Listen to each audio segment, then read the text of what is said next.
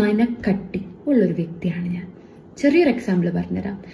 Recently Q സ്റ്റുഡിയോയിൽ കൊടുത്ത ഇൻ്റർവ്യൂവിൽ ഞാൻ പറയുന്നുണ്ട്, എനിക്ക് ഒരവസരമെങ്കിലും വന്നിരുന്നെങ്കിൽ എന്നാഗ്രഹിക്കുന്ന ഒരു നിമിഷമാണ് ഇപ്പോൾ. ഞാൻ ആഗ്രഹിക്കുന്ന രീതിയിലുള്ളൊരു സിനിമകൾ എനിക്ക് ചെയ്യാൻ അവസരമില്ലാതെ ഇരിക്കുന്ന സമയമാണ് എന്ന് വ്യക്തമായി പറയാനുള്ള മനക്കട്ടിയുള്ള ഒരാളാണ്.